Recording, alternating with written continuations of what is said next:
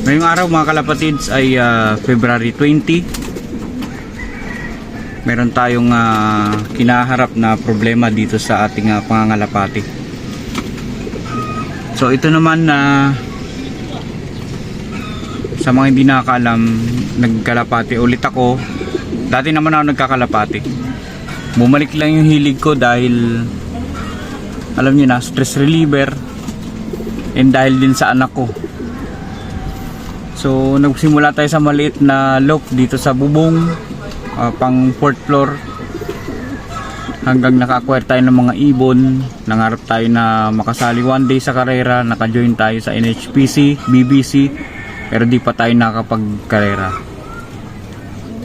Ngayong araw, sabi ng biyanan ko, may pumunta ditong taga-munisipyo, pinapaalis tong loop natin, itong mga kalapati.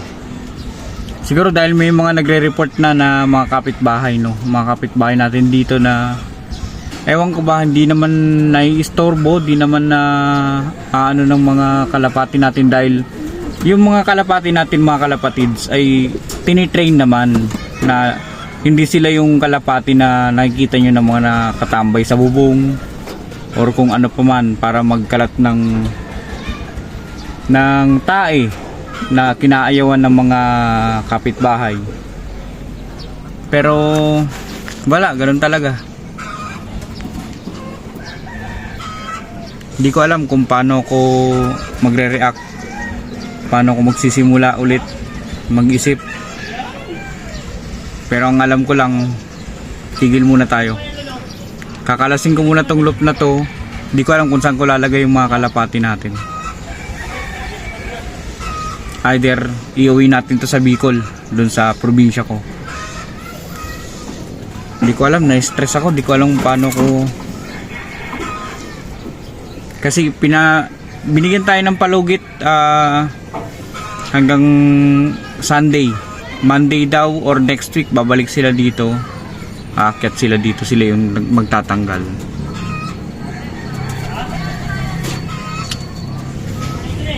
Ay, ang hirap mga kalapatids. Nangarap pa lang tayong makapagkarera. Sisimula pa lang tayo, tapos meron na agad ganyan.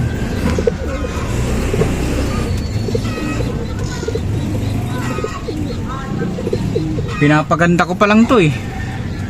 Inaayos ko pa lang para tumibay.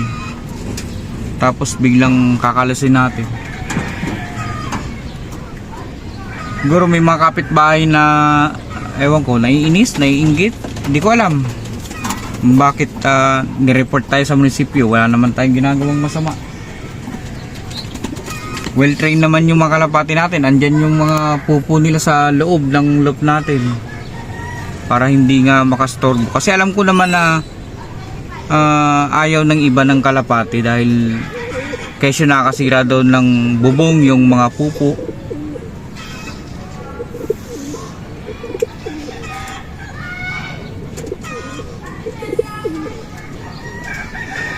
Hindi ko alam kung paano ko ano ulit. Kasi matrabaho din tong pagkalas natin. Wala na.